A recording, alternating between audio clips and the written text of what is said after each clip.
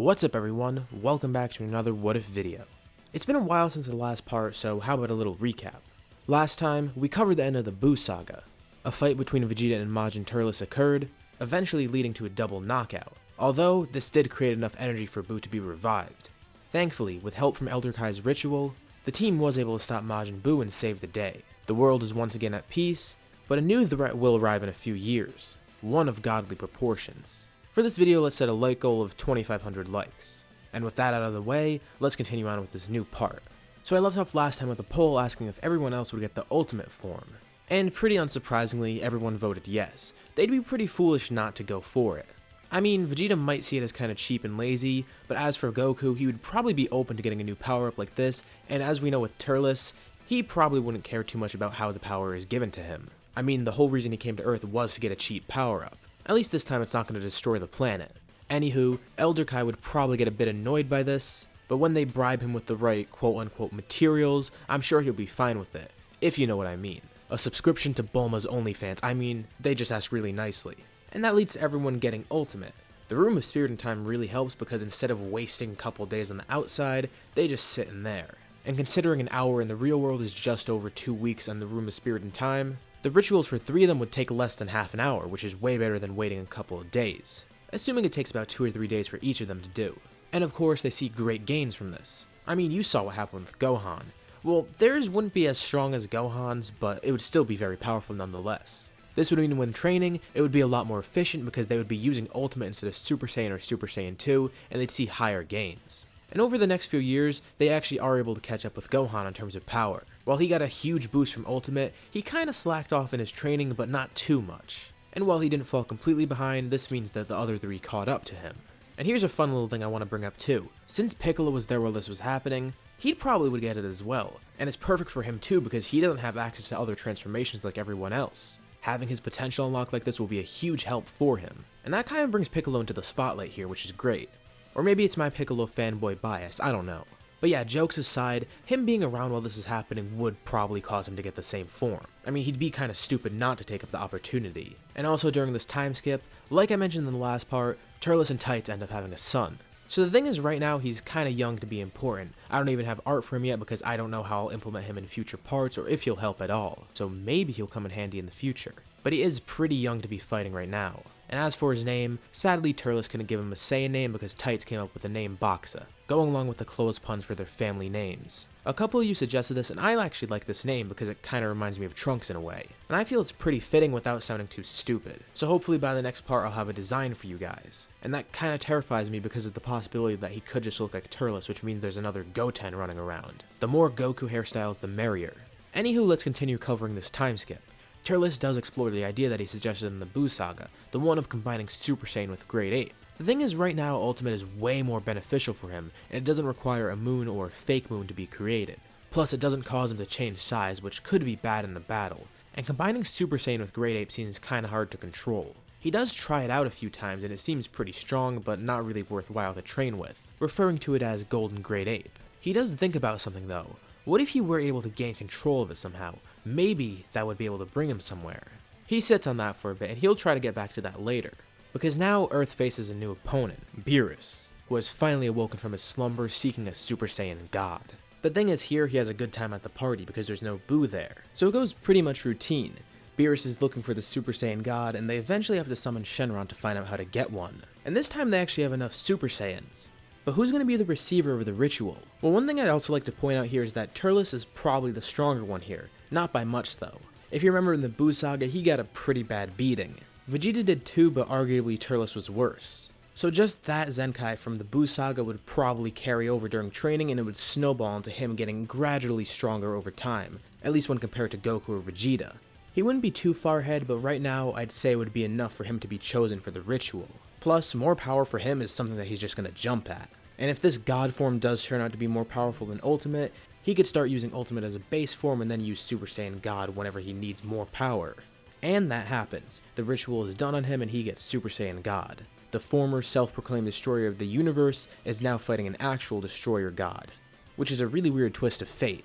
The fight with Beerus goes pretty much normal. They don't really get anywhere with it, but Beerus is pleased nonetheless. So what now? Well, with everyone there in one place, and as Turles' rival, Vegeta wants the ritual done on him as well.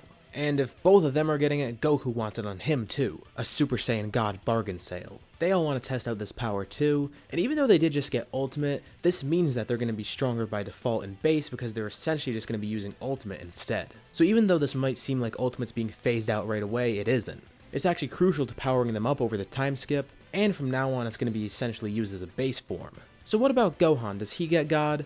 I'm going to say no here because everyone else is getting it and he kind of wants to do his own thing. Kind of like in the actual anime, Gohan decides he's going to stay with Ultimate and grow in that form instead of using a Super Saiyan form. Plus, he's still very strong with Ultimate anyways and he doesn't really see any point in getting God.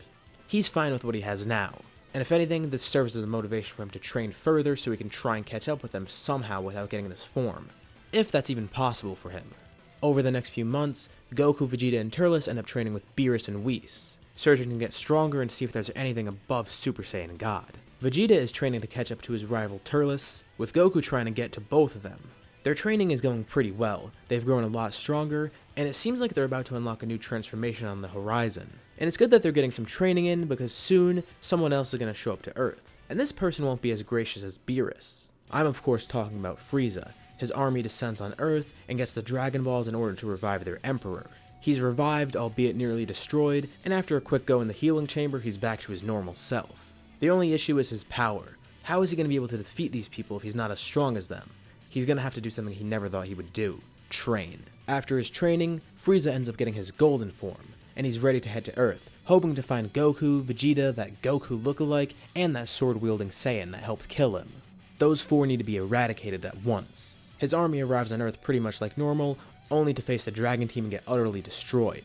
No big deal though, because Frieza himself is there and he'll be able to handle this. It seems that none of those Saiyans that he wanted to see are here, but at least Goku's kid is here and he could probably have some fun now. Gohan steps up to the plate to face Frieza, in his ultimate form, ready to win. So when Frieza's in his final form, I feel like Gohan and Ultimate would be enough to hold him off here. However, there is one issue. Gohan still retains that sense of cockiness he got when he got Ultimate the first time around, as he hasn't had it backfire on him before and doesn't even realize it's a weakness.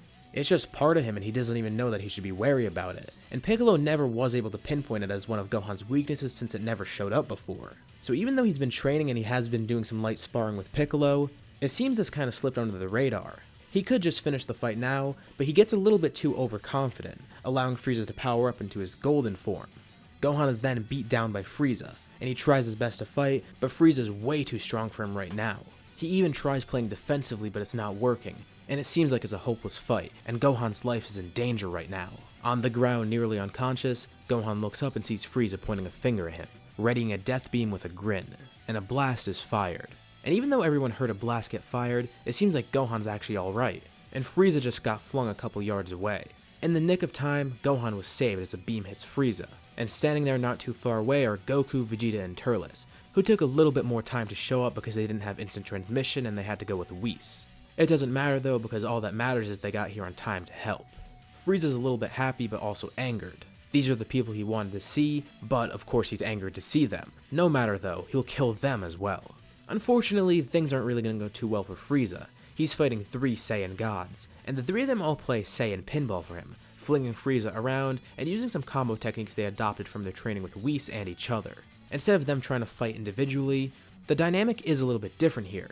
Vegeta is pretty close to Turles, and by extension, the two are closer to Goku, so they're more capable of working well together in this scenario. Instead of whatever rock paper scissors thing they did, they're just a bunch of bros having fun here. That camaraderie between Turles and Vegeta really helps, as it opens both of them more up to Goku.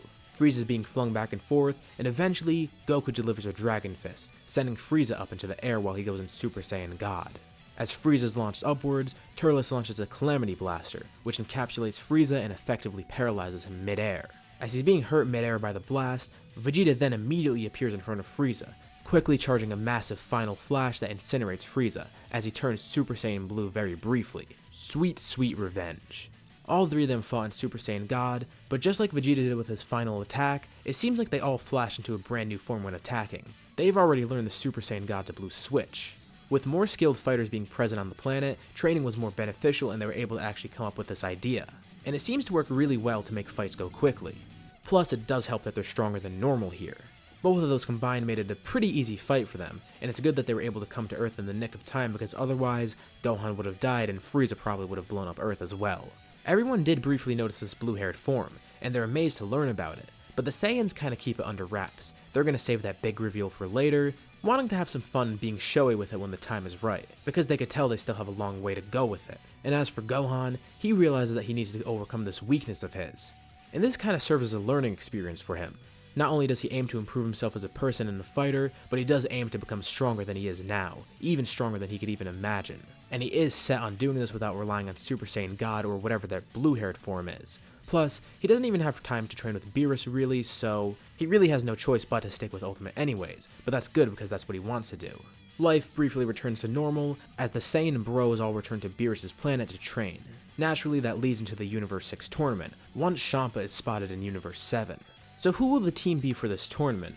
Well, I feel there's a few pretty obvious picks. Obviously Goku, Vegeta, and Turles, and then the next two contestants are pretty simple to pick, Piccolo and Gohan. Gohan's able to reschedule his meeting and actually join here, wanting to show off his new power, seeing this as a great opportunity for it. He has been training with Piccolo, who also has Ultimate himself and would like to test out his new powers. I mean, they haven't really had a chance to fight, except against Frieza, who they thought they had handled with just Gohan fighting. That encounter with Frieza also made Piccolo realize that he probably should have intervened, but he knew even with Ultimate he wouldn't be enough to help, because Golden Frieza was trashing Gohan, who was far stronger. The both of them have been training extensively, and each of them sees great gains in power, which we'll be seeing in the next part once we continue with this tournament. But until then, we're going to leave off here for now. So what did you guys think about this part? How do you think the tournament will go, and how do you think Boxa will play into the story later on? Leave your thoughts and suggestions in the comments below, and I'll be sure to check them out and see what you guys think. As always, if you liked the video, be sure to drop a like. And let's try to hit our like goal of 2,500 likes for the next part. And if you haven't already, why not subscribe? As well as hitting the bell icon to get notified about any future parts of this What If, as well as any other videos that I upload on my channel in the future. As usual, I'd like to thank you all for watching, and I hope to see you all in my next video.